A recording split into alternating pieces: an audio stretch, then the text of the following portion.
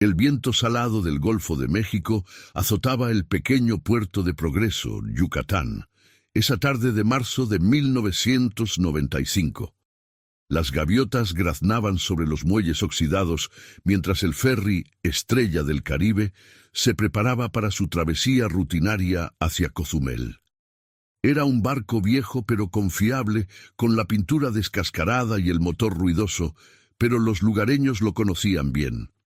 Había transportado turistas, pescadores y familias durante más de 20 años sin mayores incidentes. Roberto Méndez, de 42 años, ajustaba la mochila sobre su hombro mientras observaba a su familia subir por la rampa de madera. Su esposa, Luz Marina, de 38, llevaba de la mano a su hija menor, Sofía, de apenas 6 años. Detrás caminaban sus otros 2 hijos. Diego, de 14, con su Walkman colgando del cinturón, y Ana Lucía, de 11, quien no dejaba de mirar el mar con una mezcla de emoción y nerviosismo. Era su primer viaje en ferry como familia completa, unas vacaciones modestas, pero largamente esperadas. «Papá, ¿cuánto falta para llegar?», preguntó Sofía tirando de la camisa de Roberto. «Unas 3 horas, mi vida. Ya verás qué bonito está Cozumel», respondió él, acariciando la cabeza de su hija. «Si estás viendo este video desde algún lugar del mundo, déjanos un comentario diciéndonos desde dónde nos ves. Y si aún no te has suscrito al canal, hazlo ahora para no perderte más historias como esta que te dejarán sin aliento». El ferry zarpó a las 3 de la tarde. El clima era favorable, según el pronóstico. Cielo parcialmente nublado, vientos moderados, mar tranquilo. Había aproximadamente 50 pasajeros a bordo, la mayoría turistas extranjeros con cámaras fotográficas y sombreros de paja, pero también algunas familias mexicanas, como los Méndez. Roberto trabajaba como maestro de primaria en Mérida y había ahorrado durante meses para este viaje. Luz Marina era enfermera en un hospital público, acostumbrada a turnos agotadores y sacrificios constantes. Ambos querían darles a sus hijos un recuerdo feliz, algo que pudieran atesorar. Durante la primera hora, todo transcurrió con normalidad. Los niños exploraban la cubierta del ferry. Diego tomaba fotografías con la cámara desechable que le habían comprado, y Ana Lucía escribía en su diario, un cuaderno de flores moradas que nunca soltaba.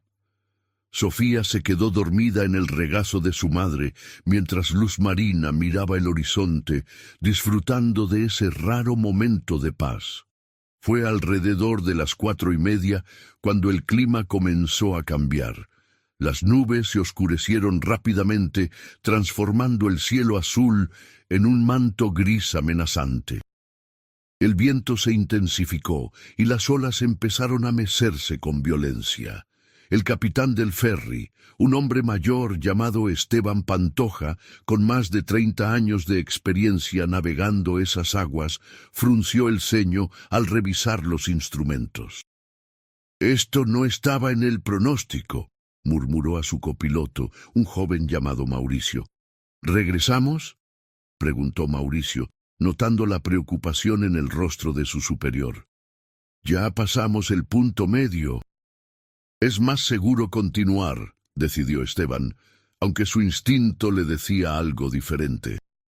Para las 5 de la tarde, el ferry se enfrentaba a una tormenta tropical que había aparecido de la nada. Uno de esos fenómenos meteorológicos impredecibles que ocasionalmente azotan el Caribe mexicano. Las olas alcanzaban los 4 metros de altura, haciendo que el barco se sacudiera como una cáscara de nuez. Los pasajeros fueron ordenados al interior, donde se aferraban a lo que podían mientras el terror se instalaba en sus rostros. Roberto abrazaba a su familia en un rincón de la cabina principal. Sofía lloraba desconsoladamente, mientras Diego intentaba mostrarse valiente aunque sus manos temblaban. Ana Lucía presionaba su diario contra el pecho, rezando en voz baja las oraciones que le había enseñado su abuela. «Va a estar bien, mi amor». «Va a estar bien», repetía Luz Marina, aunque ella misma no estaba convencida. El agua comenzó a filtrarse por las juntas del casco. El ferry Estrella del Caribe había navegado por décadas sin un mantenimiento apropiado, y ahora las grietas y debilidades estructurales que había acumulado con los años se manifestaban de la peor manera posible. El capitán Pantoja luchaba con el timón, pero el motor empezó a fallar, tosiendo y gimiendo bajo la presión. «Preparen los botes salvavidas», gritó el capitán por el intercomunicador, aunque su voz apenas se escuchaba sobre el rugido de la tormenta. La tripulación intentó desplegar los botes, pero las condiciones eran demasiado adversas. 2 de los 4 botes fueron arrancados por las olas antes de poder utilizarse. Los pasajeros entraron en pánico total, algunos gritaban, otros rezaban, muchos simplemente se abrazaban esperando lo inevitable. Roberto tomó una decisión. Vio uno de los botes salvavidas inflables de emergencia que estaba parcialmente atado a la cubierta. Con Diego ayudándolo, logró liberarlo mientras Luz Marina sostenía a las niñas. «¡Rápido, súbanse!», ordenó Roberto. La familia logró meterse al bote justo cuando una ola masiva golpeó el ferry, partiéndolo prácticamente en 2. El sonido del metal retorciéndose fue ensordecedor. El bote inflable con los Méndez fue lanzado lejos del ferry que se hundía, girando violentamente en el mar embravecido. Durante horas, flotaron a la deriva en la oscuridad total. La tormenta continuó azotándolos sin piedad. Roberto y Luz Marina usaban sus cuerpos para proteger a los niños del agua helada que entraba constantemente al bote. No tenían provisiones, no tenían brújula, no tenían forma de comunicarse. Solo tenían el instinto de supervivencia y el amor que los unía. «No se duerman», ordenaba Roberto. «Tienen que mantenerse despiertos». «Tengo mucho frío, papá», sollozaba Sofía. «Lo sé, mi cielo, lo sé, pero eres fuerte, como tu mamá». Ana Lucía, todavía aferrando su diario empapado, miraba las estrellas que comenzaban a aparecer cuando la tormenta finalmente amainó cerca de la medianoche. «Papá, ¿alguien sabe dónde estamos?», preguntó Diego. «La guardia costera nos está buscando». «Seguro que sí», respondió Roberto, aunque en su corazón sabía que habían sido arrastrados muy lejos de la ruta prevista. Al amanecer, el mar estaba inquietantemente calmado. El sol naciente reveló un panorama desolador, agua hasta donde alcanzaba la vista, sin señales de tierra ni de otros barcos. El bote salvavidas había perdido uno de sus remos durante la noche y tenía varias perforaciones pequeñas que requerían achique constante. Los días que siguieron fueron una pesadilla de sed, hambre y desesperación. Luz Marina usaba su conocimiento médico para mantener a la familia con vida, racionando lo poco de agua de lluvia que lograban recolectar con pedazos de tela. Roberto intentaba pescar con sus manos, sin éxito. Los niños se debilitaban cada día más. En tierra, la noticia de la desaparición del ferry Estrella del Caribe conmocionó a todo México. Los titulares gritaban sobre la tragedia. 50 pasajeros desaparecidos, incluyendo la familia Méndez de Mérida. Se organizaron operaciones de búsqueda masivas, con helicópteros de la Marina sobrevolando el Golfo durante semanas. Encontraron algunos restos del ferry, cuerpos de algunos pasajeros, fragmentos de equipaje, pero no había rastro del bote inflable con los Méndez. La madre de Luz Marina, doña Carmela, estableció un altar en su casa con fotografías de la familia. Todos los días prendía velas y rezaba el rosario, negándose a aceptar que estuvieran muertos. «Mi hija está viva. Lo siento aquí», decía tocándose el pecho. «Una madre lo sabe. el padre de Roberto, don Ernesto, un hombre práctico y normalmente estoico, se sumió en una depresión profunda. Pasaba horas sentado en el parque donde solía llevar a sus nietos, mirando al vacío, esperando un milagro que parecía no llegar nunca. Las autoridades, después de 3 semanas de búsqueda intensiva, declararon a todos los pasajeros del ferry oficialmente desaparecidos y presumiblemente fallecidos. Fue un golpe devastador para las familias. Se organizó una misa colectiva en la Catedral de Mérida, donde cientos de personas se reunieron para llorar a sus seres queridos perdidos en el mar. Pero los Méndez no estaban muertos. Todavía. En algún lugar del vasto Caribe derivaban en su bote dañado, luchando contra el sol implacable del día y el frío penetrante de la noche. La piel de todos se había quemado y agrietado. Sus labios estaban partidos y sangrantes por la deshidratación. Sofía apenas podía mantener los ojos abiertos. Ana Lucía había dejado de escribir en su diario. La tinta se había corrido completamente, pero lo seguía abrazando como si fuera un salvavidas emocional. «Mamá, ¿nos vamos a morir?», preguntó Diego una tarde. Su voz apenas un susurro. Luz Marina lo miró a los ojos, viendo en él al bebé que había sostenido 14 años atrás, al niño que había enseñado a caminar, al joven hombre en que se estaba convirtiendo. «No mientras yo respire», respondió con una determinación feroz que sorprendió incluso a Roberto. Esa noche, Roberto y Luz Marina hablaron en voz baja mientras los niños dormían inquietamente. «Si tengo que elegir», dijo Roberto, «usa el agua que queda para los niños. Solo para ellos. No hables así. Luz, tenemos que ser realistas. Llevamos casi una semana aquí. Nadie nos está buscando ya. Entonces, rema. Rema hacia donde sea, pero rema. No voy a dejar que mis hijos mueran en este maldito bote». Y remaron.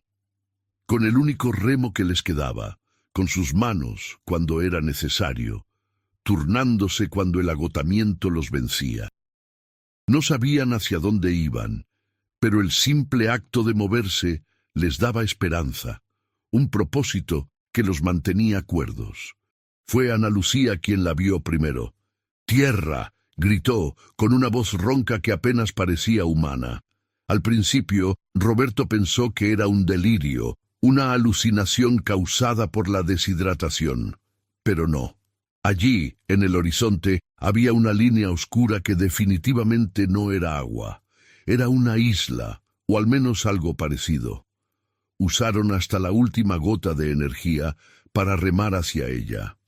Tomó horas que se sintieron como años. Cuando finalmente el bote tocó la arena, los 5 simplemente se desplomaron, demasiado exhaustos incluso para celebrar.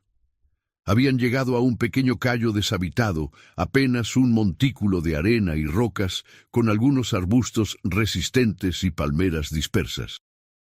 No era el paraíso, pero era tierra firme, y lo más importante, había un pequeño manantial de agua dulce entre las rocas, un milagro que los salvó de la muerte inmediata. Durante los siguientes días, la familia estableció un campamento rudimentario. Roberto construyó un refugio con ramas de palma y restos que encontró en la playa, probablemente dejados por alguna tormenta anterior. Diego y Ana Lucía recolectaban todo lo que pudiera ser útil: botellas plásticas, cuerdas, pedazos de madera. Luz Marina cuidaba de Sofía, quien estaba muy debilitada y presentaba síntomas de insolación grave. «Necesita estar a la sombra constantemente», explicó Luz Marina. «Y necesita proteínas, Roberto. Tienes que conseguir pescar algo». Con paciencia infinita, Roberto fabricó anzuelos de alambre que encontró en la basura marina y una línea de pesca con hilos deshilachados de su propia camisa. Tardó 3 días en lograr atrapar su primer pez, un pequeño mero que dividieron en 5 porciones microscópicas. pero fue un festín, después de días comiendo solo algas y algunos cangrejos que conseguían atrapar con las manos. La vida en el Cayo se convirtió en una rutina de supervivencia. Cada día traía nuevos desafíos, tormentas repentinas que destruían su refugio, días sin poder pescar nada, noches en que el frío era tan intenso que tenían que dormir todos juntos para conservar el calor corporal. Pero también hubo momentos de extraña belleza, amaneceres espectaculares que pintaban el cielo de naranja y rosa, noches bajo un manto de estrellas más brillantes de lo que jamás habían visto en la ciudad, el sonido constante de las olas que se convirtió en una especie de canción de cuna. Ana Lucía encontró un carbón entre los restos de una fogata antigua y comenzó a escribir de nuevo en su diario, esta vez en las páginas en blanco al final, documentando cada día de su nueva vida. Día 12 en la isla, escribía con letra temblorosa. Papá atrapó 2 peces hoy. Sofía sonrió por primera vez en muchos días. Mamá dice que somos sobrevivientes, no víctimas. Creo que tiene razón.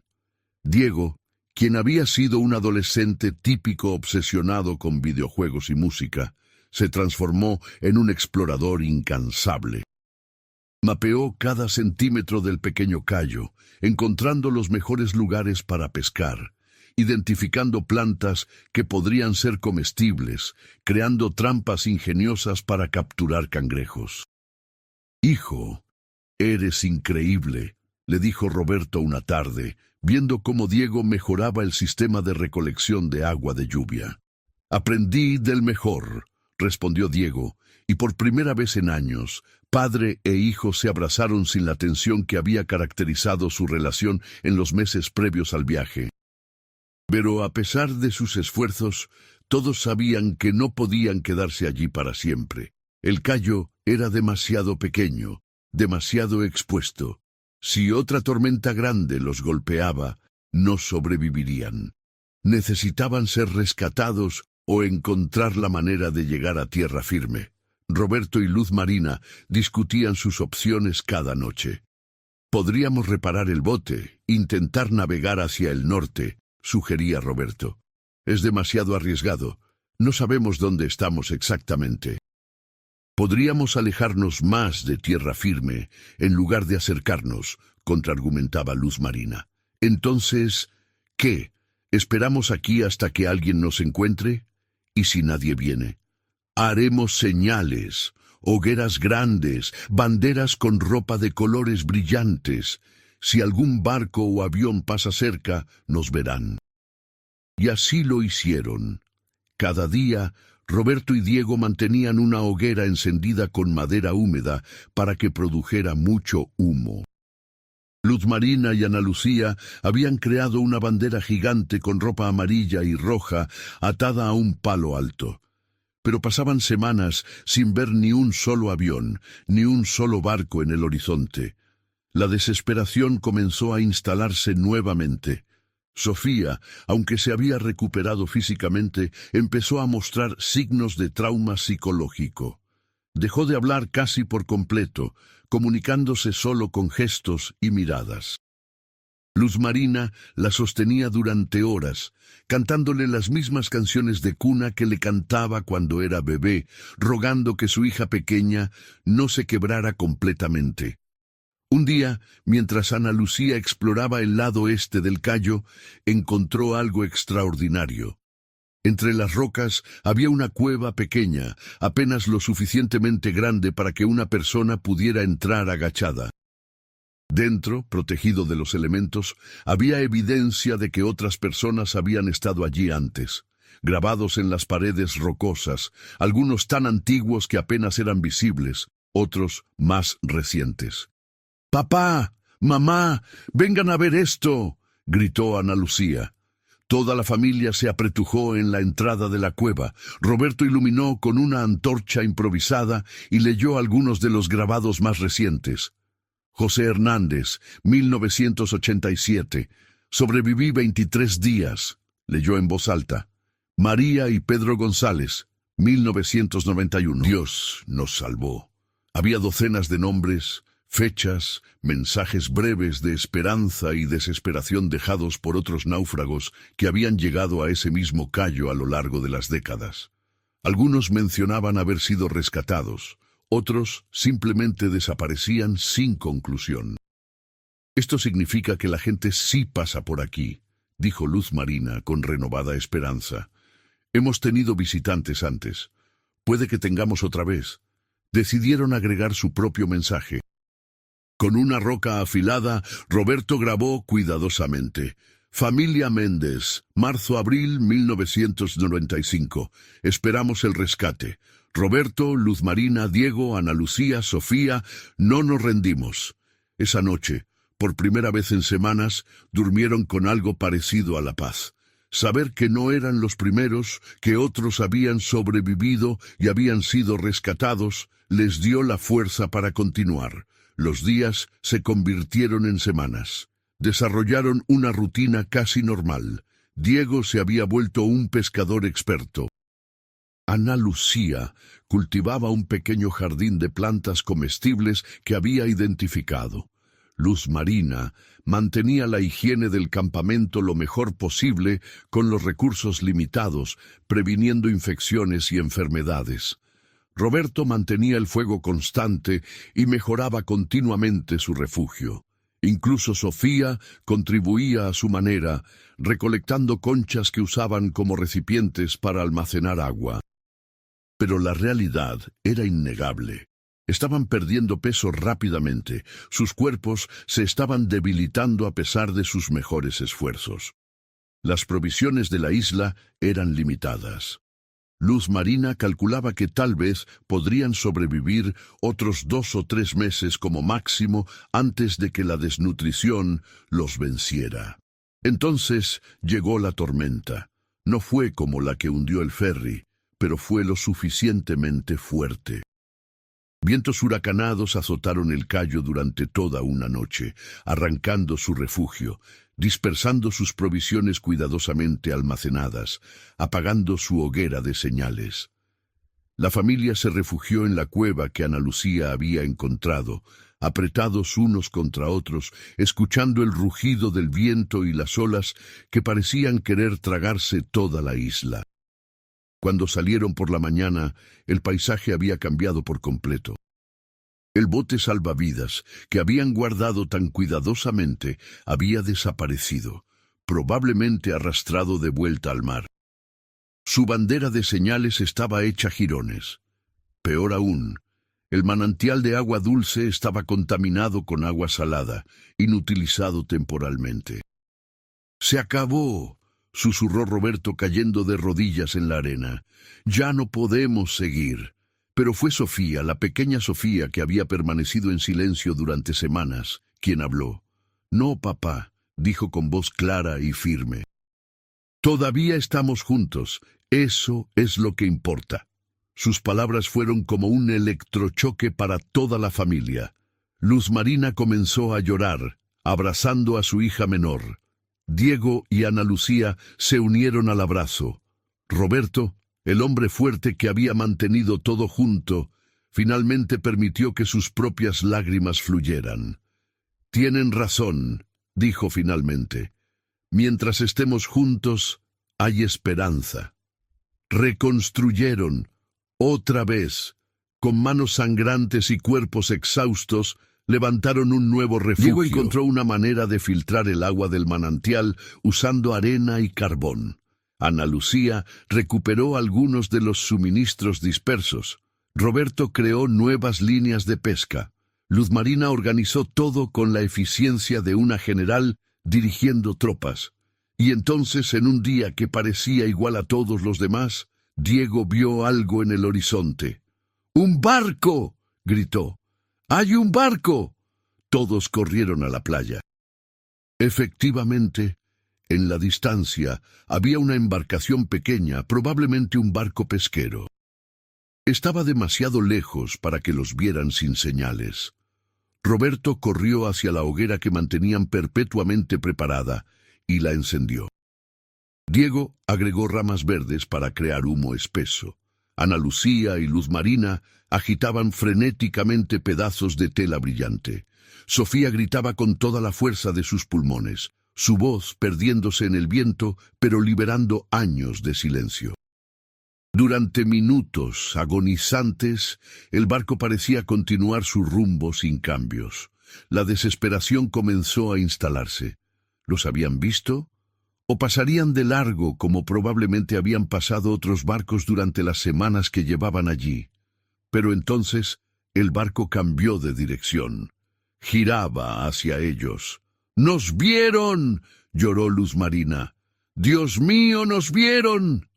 El barco pesquero San Judas, capitaneado por un veterano pescador llamado Tomás Ávila, se acercó cautelosamente al cayo. Cuando Tomás vio a través de sus binoculares a las 5 figuras esqueléticas agitando brazos en la playa, no podía creer lo que veían sus ojos. «¡Santa Madre de Dios!», exclamó. «¡Son personas! ¡Hay náufragos!». Tomás y su tripulación de 3 hombres trabajaron rápidamente para acercarse lo más posible sin encallar el barco. Luego, lanzaron un bote inflable que remaron hasta la orilla. Cuando Tomás pisó la arena y vio el estado de la familia Méndez, con la piel quemada y descamada, los huesos marcándose bajo la piel deshidratada, los ojos hundidos, pero brillando con esperanza, se le quebró la voz. «Los vamos a sacar de aquí», prometió. «Ya están a salvo». Roberto quiso hablar, quiso agradecer, pero solo pudo asentir mientras las lágrimas corrían por sus mejillas. Luz Marina abrazaba a sus 3 hijos, repitiendo una y otra vez: «Ya pasó, estamos a salvo».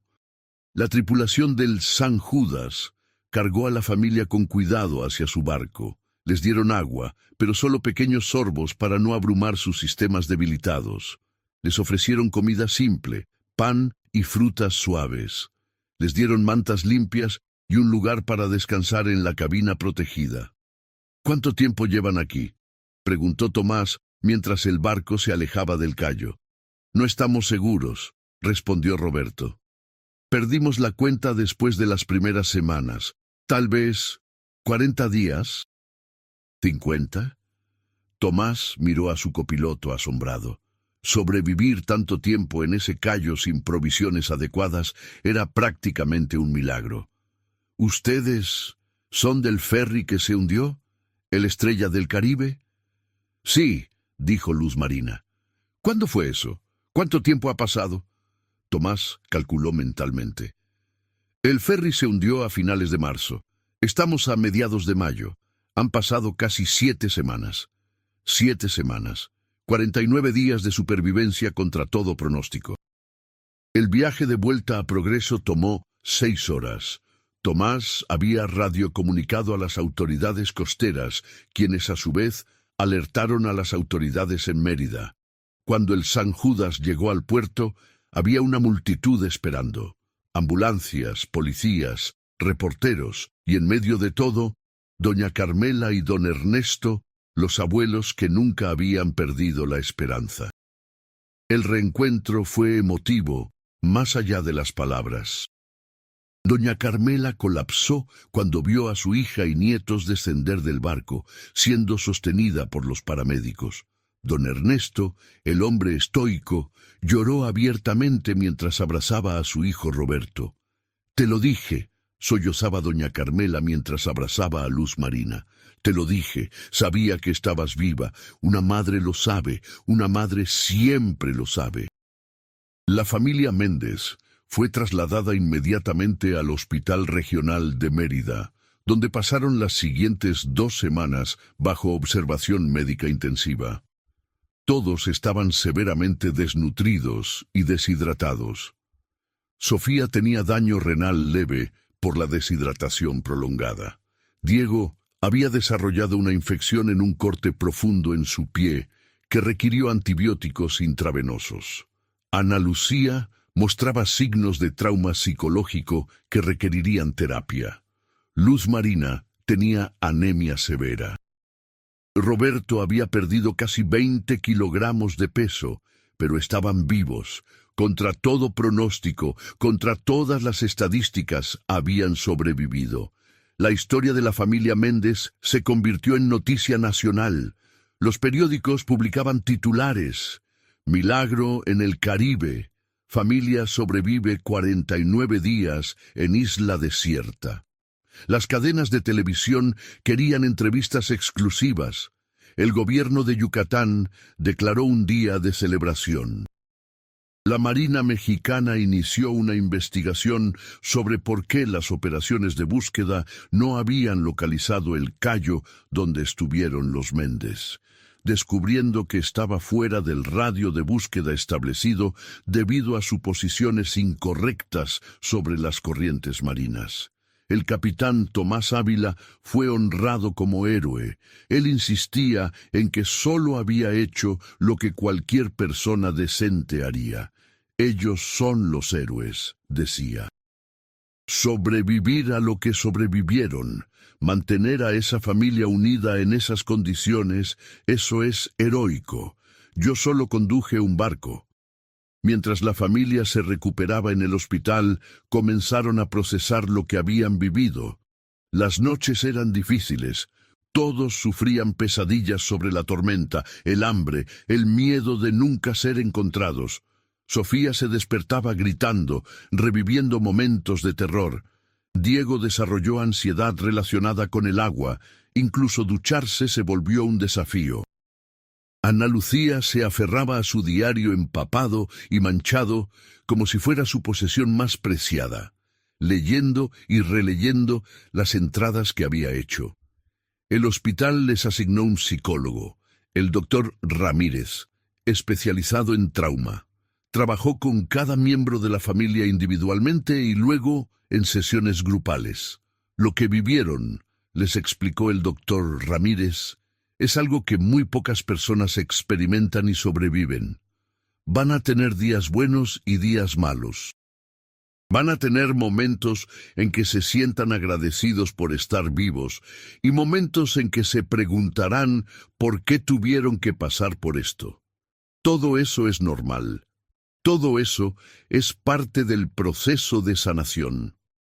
Luz Marina, en particular, luchaba con sentimientos de culpa. Debí haberlos protegido mejor, le confió al doctor Ramírez durante una sesión privada. Soy su madre. Se suponía que debía mantenerlos a salvo. Usted los mantuvo vivos, respondió el doctor Ramírez. En las circunstancias más imposibles, usando sus conocimientos médicos y su fuerza como madre, los mantuvo vivos. Eso no es fracaso, señora Méndez. Eso es amor en su forma más pura y poderosa. Roberto enfrentaba sus propios demonios. Como el padre, como el hombre de la familia según las expectativas tradicionales, sentía que había fallado al no poder evitar que su familia estuviera en peligro en primer lugar. Yo los llevé en ese ferry, le dijo al doctor Ramírez. Yo insistí en ese viaje. Si hubiéramos tomado otro ferry o si hubiéramos ido a otra parte. Señor Méndez, interrumpió el doctor Ramírez gentilmente, usted no puede controlar el clima, no puede controlar fallas mecánicas de un barco, no puede predecir desastres naturales. Lo que sí pudo controlar fue cómo respondió cuando sucedió lo peor. Y usted respondió manteniendo a su familia unida, viva y con esperanza. Eso es lo que importa. Los niños procesaban el trauma de maneras diferentes. Diego, el adolescente que había madurado años en semanas, se volvió protector casi hasta el extremo. Insistía en saber dónde estaba cada miembro de su familia en todo momento. Si su mamá salía de la habitación del hospital sin avisarle, entraba en pánico. Ana Lucía canalizaba sus emociones escribiendo. El hospital le dio nuevos cuadernos donde documentaba no solo lo que había vivido, sino también sus sentimientos al respecto. Escribía cartas a las personas que habían dejado mensajes en la cueva del Cayo. sintiendo una conexión con otros sobrevivientes que probablemente nunca conocería. Sofía, la más pequeña, mostraba una resiliencia sorprendente mezclada con fragilidad. Algunos días jugaba y reía como cualquier niña de 6 años. Otros días se quedaba en silencio, mirando por la ventana del hospital como si buscara el mar. Después de 2 semanas en el hospital, los médicos determinaron que la familia estaba lo suficientemente estable para ser dada de alta, aunque con seguimiento médico regular. Volver a su casa en Mérida fue agridulce. Todo estaba exactamente como lo habían dejado en marzo. La mesa todavía tenía los platos del desayuno que comieron antes de partir. Las camas estaban sin hacer. El calendario todavía marcaba el día de su partida. Doña Carmela había limpiado y preparado todo para su llegada, pero había algo extraño en volver a la normalidad después de haber vivido en los límites absolutos de la supervivencia humana.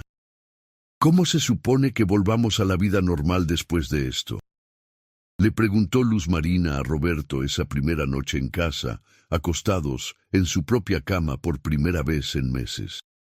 No sé si podemos, admitió Roberto.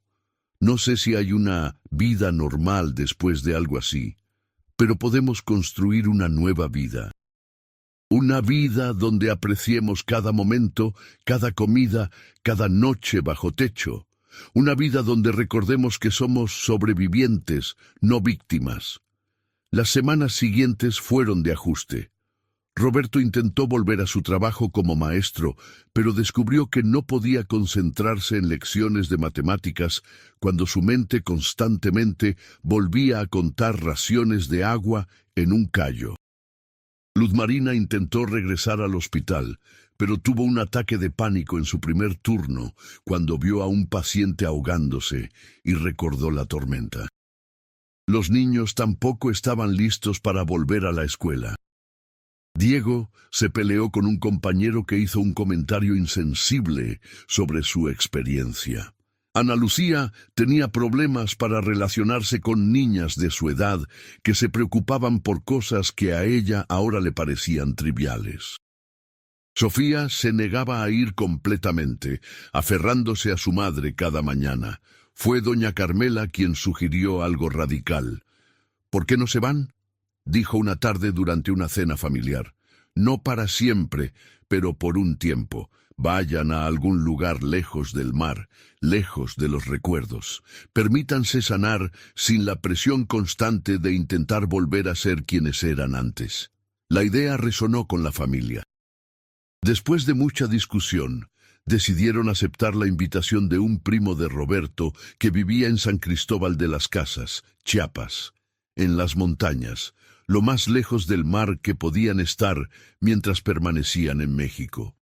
Se mudaron en julio, 3 meses después de su rescate. San Cristóbal era un mundo diferente, aire fresco de montaña, clima templado, cultura indígena vibrante y, lo más importante, ningún cuerpo de agua a la vista. Allí, lejos de las cámaras y los reporteros, lejos del océano que casi los había matado, pero que también los había transformado, comenzaron el verdadero proceso de sanación. Roberto encontró trabajo como tutor privado, enseñando a grupos pequeños en lugar de aulas completas. Luz Marina se ofreció como voluntaria en una clínica comunitaria, trabajando a su propio ritmo. Los niños fueron a una escuela pequeña donde los maestros estaban al tanto de su historia y les daban espacio para sanar. Lentamente, muy lentamente, las piezas comenzaron a encajar de nuevo. No de la misma manera que antes. Esa versión de su familia había muerto en el Golfo de México, pero de una nueva manera. Una familia forjada en la adversidad extrema, unida por vínculos que el sufrimiento compartido había hecho inquebrantables. Ana Lucía comenzó a compartir sus escritos en un grupo de escritura local. Sus historias crudas y honestas sobre supervivencia resonaban con personas que habían enfrentado sus propias adversidades, aunque de diferentes tipos. Eventualmente, con el apoyo de sus padres, comenzó a trabajar en un libro sobre su experiencia. Diego descubrió una pasión por la biología marina, irónico considerando su trauma relacionado con el agua. Pero algo en querer entender el ecosistema que casi los mata, pero también los mantuvo vivos, lo ayudaba a procesar. Estudiaba obsesivamente sobre corrientes oceánicas, vida marina, técnicas de supervivencia náutica. Sofía, con terapia constante y el amor de su familia, comenzó a hablar más abiertamente sobre sus miedos. Desarrolló un amor por las montañas, por la tierra firme y sólida bajo sus pies. Quería escalar cada cerro alrededor de San Cristóbal, como si necesitara confirmar constantemente que estaba lejos del agua. Para el primer aniversario de su rescate, la familia Méndez organizó una pequeña ceremonia privada. No en una playa, sino en una montaña con vista panorámica. Plantaron un árbol de cedro, fuerte y resistente, para simbolizar su supervivencia y renovación. «Por los que no sobrevivieron», dijo Roberto, pensando en los otros pasajeros de la Estrella del Caribe que no tuvieron su suerte. «Y por nosotros, que tenemos la responsabilidad de vivir vidas que honren esta segunda oportunidad». Cada uno compartió algo. Luz Marina habló sobre aprender a perdonarse a sí misma por los momentos de debilidad durante su prueba. Diego compartió cómo su experiencia le había dado una perspectiva que sus compañeros no tenían, una comprensión de lo frágil y preciosa que es la vida. Ana Lucía leyó un pasaje de su diario del Cayo, un momento de belleza en medio del horror cuando vieron un amanecer particularmente hermoso. Sofía, todavía la más reservada, simplemente dijo: «Amo a mi familia». Eso es lo que importa. Lloraron juntos, rieron juntos, recordaron juntos. Los años pasaron. La familia Méndez se convirtió en parte de la comunidad de San Cristóbal. Roberto eventualmente abrió su propia escuela pequeña, enfocada en enseñanza personalizada. Luz Marina se especializó en trauma y cuidado de emergencia, usando su experiencia única para ayudar a otros. Diego fue a la universidad para estudiar oceanografía, determinado a entender el mar que lo había transformado. Ana Lucía publicó su libro 49 días, una historia de supervivencia familiar, que se convirtió en un éxito moderado y ayudó a otras familias que enfrentaban trauma. Sofía creció en una niña, luego en una joven, siempre un poco más seria que sus compañeros, pero con una profundidad emocional inusual para su edad. Pero la historia de los Méndez no termina con su rescate, ni con su sanación en las montañas de Chiapas. Porque en 2023, 28 años después de su odisea, algo extraordinario ocurrió. Un grupo de estudiantes universitarios en un viaje de investigación marina encontró restos de una balsa inflable en una playa remota cerca de Cozumel. Estaba prácticamente desintegrada por décadas de exposición al sol, la sal y el tiempo, pero cuando la examinaron más de cerca, encontraron algo grabado en uno de los fragmentos de plástico más resistentes. Familia Méndez, 1995. La noticia llegó a Diego, que ahora era un respetado oceanógrafo de 42 años, casado y con 2 hijos propios. Cuando recibió la llamada de uno de sus antiguos profesores informándole sobre el hallazgo, sintió como si 30 años de su vida se condensaran en un instante. «Encontramos su balsa», le dijeron. «Pensamos que querrías saberlo». Diego inmediatamente contactó a su familia. Roberto y Luz Marina, ahora en sus 70, todavía vivían en San Cristóbal. Ana Lucía era profesora de literatura en la Ciudad de México. Su libro sobre la experiencia había inspirado a innumerables personas. Sofía era trabajadora social, especializada en trauma infantil, usando su propia experiencia para ayudar a niños que enfrentaban adversidades. Decidieron hacer un viaje juntos, por primera vez en décadas, de vuelta a la costa. No fue fácil. Cada uno había lidiado con el trauma a su manera, y la idea de enfrentar el mar nuevamente despertaba viejos miedos. Pero también sentían que era necesario, una especie de cierre que no sabían que necesitaban. Se reunieron en Cozumel en mayo de 2023, casi exactamente 28 años después de su rescate. Los estudiantes que habían encontrado la balsa la habían llevado a un museo local de historia marítima donde estaba siendo catalogada y preservada. Cuando la familia Méndez la vio por primera vez en casi 3 décadas, el silencio fue absoluto. Era simultáneamente familiar y extraña, un fantasma de su peor pesadilla y su mayor triunfo. «Es más pequeña de lo que recordaba», dijo finalmente Sofía, ahora una mujer de 34 años. «¿Cómo cupo toda la familia aquí? El miedo y la adrenalina tienen una manera de distorsionar la memoria», respondió Luz Marina, tomando la mano de su esposo. Roberto se acercó y tocó suavemente el fragmento donde estaban grabados sus nombres. Recordaba el momento exacto en que lo había hecho, con las manos temblorosas, pensando que podría ser la única prueba que alguna vez existieron si no sobrevivían. «Sobrevivimos», susurró. «Contra todo pronóstico, sobrevivimos».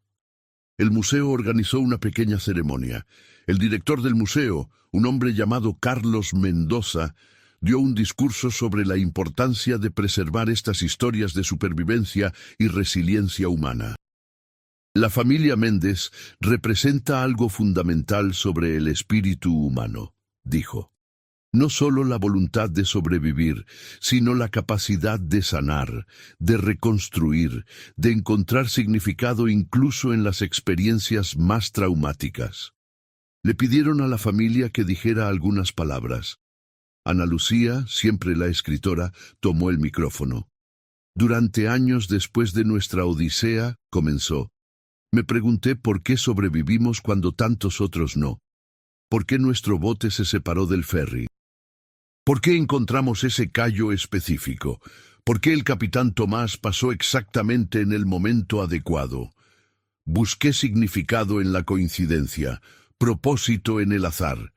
Hizo una pausa mirando a su familia, pero con el tiempo me di cuenta de que tal vez no hay una razón cósmica.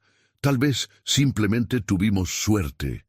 Lo que sí sé es que lo que hicimos con esa suerte, cómo elegimos vivir después de sobrevivir, eso sí tiene significado.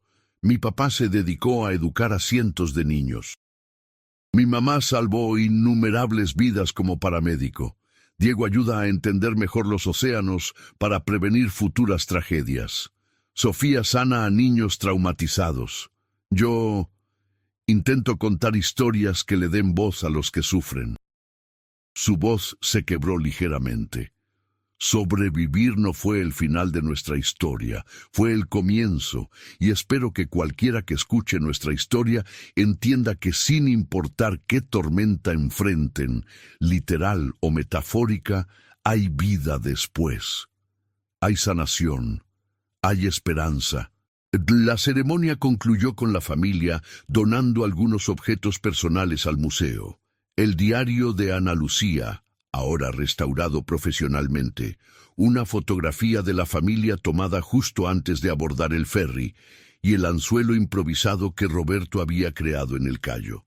Después hicieron algo que nunca pensaron que podrían hacer. Fueron a la playa. Era la primera vez que toda la familia estaba junta cerca del océano desde 1995.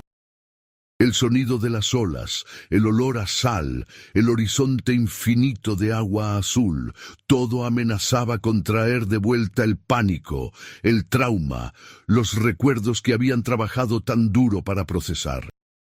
Pero también había algo más, una sensación de haber completado un círculo, de enfrentar el demonio que casi los destruye y darse cuenta de que ya no tenía poder sobre ellos. Sofía fue la primera en acercarse al agua. Con pasos lentos y deliberados, caminó hacia las olas que lamían la arena. Sus padres y hermanos la siguieron, formando una línea tomados de la mano. «Nos quitaste mucho», dijo Sofía al mar, su voz firme, «pero no pudiste quitarnos lo que realmente importa. No pudiste quitarnos el amor. No pudiste quitarnos la esperanza. No pudiste quitarnos nuestra humanidad». Diego se agachó y recogió un puñado de arena húmeda, dejándola escurrirse entre sus dedos. «Pasé años estudiándote», dijo, «aprendiendo tus secretos, tus patrones, tus caprichos. Y sí, te respeto, te temo, pero ya no me controlas». Ana Lucía sacó un pequeño cuaderno de su bolso y arrancó una página. Escribió algo brevemente y luego la dobló en forma de barco de papel. Se agachó y lo dejó flotar en el agua poco profunda. «¿Qué escribiste?», preguntó su mamá. «Una oración por los que no volvieron», respondió Ana Lucía. «Por el capitán Pantoja, por Mauricio, por todos los pasajeros de la Estrella del Caribe que no tuvieron nuestra suerte». Roberto y Luz Marina simplemente se pararon allí, abrazados, mirando el atardecer sobre el Caribe. El mismo mar que casi los había matado ahora brillaba en tonos dorados y rosados, hermoso e indiferente a los dramas humanos que se desarrollaban en sus aguas. «¿Alguna vez imaginaste que estaríamos aquí?», preguntó Luz Marina. «¿Aquí en esta playa o aquí en este momento de nuestras vidas?», respondió Roberto con una sonrisa leve. «Ambos». «No», admitió Roberto. «Hubo tantas veces en ese callo que pensé que no pasaríamos de esa semana, de ese día, de esa hora. Pero aquí estamos, mayores, con cicatrices, pero aquí estamos». Esa noche, la familia cenó en un restaurante con vista al mar. Por primera vez, pudieron hablar abiertamente sobre su experiencia sin que el trauma los abrumara. Compartieron recuerdos que habían mantenido guardados durante años. «¿Recuerdan cuando mamá cazó ese cangrejo gigante con sus propias manos?», rió Diego.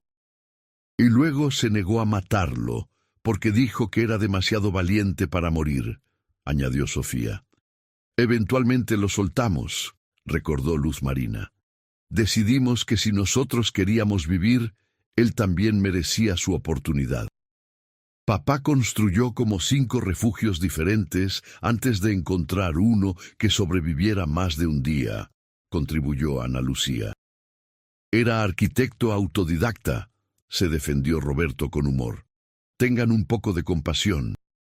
Rieron, y en esa risa había décadas de sanación, de terapia, de trabajo duro emocional para llegar a un punto donde pudieran encontrar algo parecido a la alegría en los recuerdos que una vez los atormentaban. Pero también hubo momentos de reflexión seria. Hablaron sobre cómo la experiencia había moldeado las trayectorias de sus vidas de maneras tanto obvias como sutiles. «A veces me pregunto quién habría sido si no hubiera pasado», dijo Diego. «¿Habría seguido siendo ese adolescente superficial, obsesionado con música y videojuegos? ¿O eventualmente habría madurado de todas formas?» «Nunca lo sabremos», respondió su papá. «Y tal vez esa sea la cuestión. No podemos vivir en el mundo de qué hubiera pasado si... Solo podemos vivir en el mundo que es». «¿Pero no se enojan?», preguntó Sofía. «¿No sienten rabia por lo que nos pasó? Éramos solo una familia normal que quería unas vacaciones normales». Hubo un largo silencio. Fue Luz Marina quien finalmente respondió. «Claro que siento rabia a veces», admitió. «Rabia contra el dueño del ferry que no mantuvo el barco adecuadamente. Rabia contra el servicio meteorológico que no predijo la tormenta. Rabia contra el universo por ponernos en esa situación.